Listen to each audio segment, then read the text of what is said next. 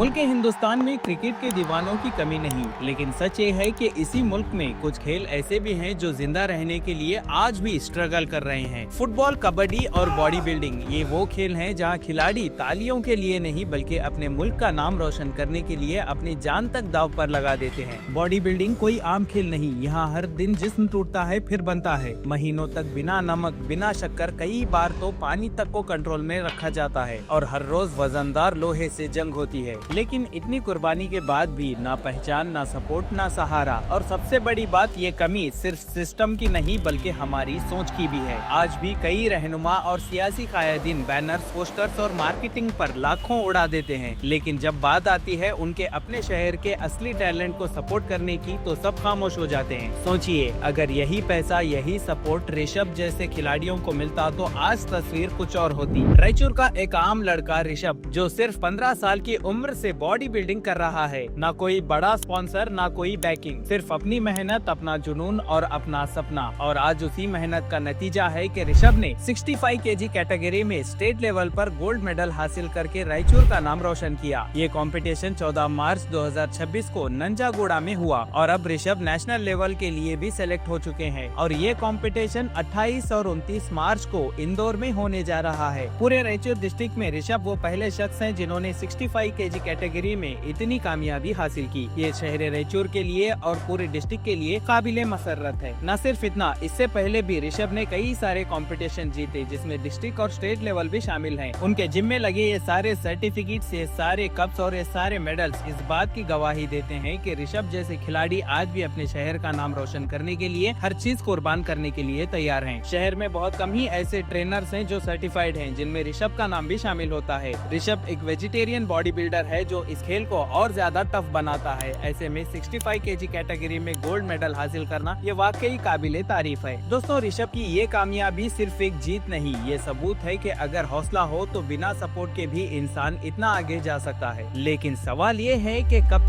तक ऋषभ जैसे खिलाड़ी अपनी जेब से खर्च करते रहेंगे? कब तक उनका टैलेंट सिर्फ तालियों तक महदूद रहेगा? अगर आज भी हम नहीं जागे तो कल यही टैलेंट या तो खत्म हो जाएगा या फिर किसी और मुल्क के लिए खेलने लगेगा। ये वक्त है सिर्फ तारीफ करने का नहीं बल्कि सपोर्ट करने का। रायचूर के लोकल लीडर्स, जिम्मेदार अफराद अगर वाकई स्पोर्ट्स को बढ़ाना चाहते हैं तो उन्हें चाहिए कि बैनर से ज्यादा इंसान पर इन्वेस्ट करें, यानी टैलेंट पर इन्वेस्ट करें, क्योंकि एक बैनर सिर्फ दीवार पर लगता है लेकिन ऋषभ जैसे खिलाड़ी पूरे मुल्क का नाम रोशन करते हैं। उम्मीद करते हैं कि ऋषभ जैसे सितारों को वो सपोर्ट मिले जिसके वो हकदार हैं, ताकि कल जब दुनिया इंडिया का नाम ले तो उसमें रायचूर का जिक्र अव्वल पर हो।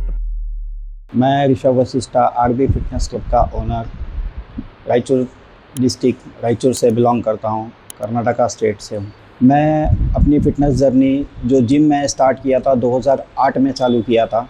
करते करते सेहत अच्छी बनी, बॉडी में अच्छा मस्कुलरिटी आई, तो 2010 में RDVVA के सेक्रेटरी सुधाकर सर ने कहा था कि तुम शो क्यों नहीं करते, तो वहाँ से मुझे जज्बा मिला, उनका बातों से मैं प्रेरणा हुआ मुझे। वहाँ से मैं कंपटीशन स्टार्ट किया। मेरा पहला कंपटीशन 2010 मिस्टर कर्नाटका बेंगलोर में हुआ था। ऐसे ही करते करते सेकंड कंपटीशन मेरा अगले ही महीने रायचूर में था, वहाँ पे मेरा ब्रॉन्ज लगा था। ऐसे ही करते करते अब तक मैं करीबन कुछ नहीं तो एक 40+ कॉम्पिटिशन्स कर चुका हूँ। और IBBF, Indian body building federation, जो ये रिकॉग्नाइज है, ये फेडरेशन है, रायचूर की हिस्ट्री में मैं पहला बंदा हूँ जो नेशनल्स खेल के आया हूँ। आज तक कोई नेशनल्स नहीं गया और ये मेरी दूसरी मर्तबा है जो मैं अभी जा रहा हूँ। पिछले थोड़े दिन पहले मैं कॉम्पिटिशन्स खेल के आया मैसूर के नंजनगुड़ के पास, जो मिस्टर इंडिया सिलेक्शन ट्रायल था। अंडर 65 केजीज़ में मेरा गोल्ड लगा, तो मैं सीधे नेशनल सेलेक्ट हो गया उसमें। तो ये मेरा दूसरी मर्तबा है जो मैं रायचूर को, अपने कर्नाटका स्टेट को रिप्रेजेंट करूँगा नेशनल्स में। फ्यूचर में मैं नेक्स्ट अभी नेशनल्स होने के बाद साउथ एशिया आने वाला है, मैं उसके लिए ट्राई करूँगा और भी मेहनत करूँगा।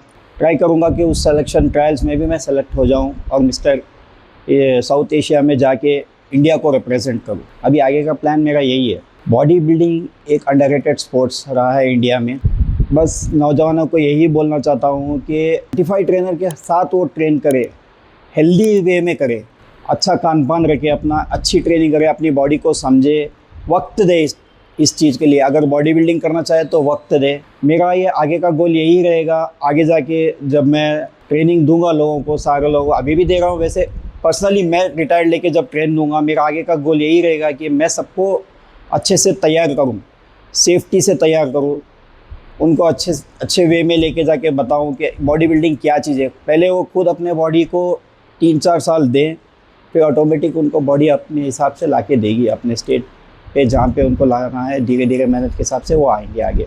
मैं चाहता हूँ रायचूर हो या कर्नाटका या इंडिया जो भी हो, बॉडी बिल्डिंग बहुत अंडररेटेड है। मैं चाहूँगा गवर्नमेंट को इस पे थोड़ा फोकस करे, हम जैसे बॉडी बिल्डर्स को थोड़ा पुश करे, सपोर्ट करे।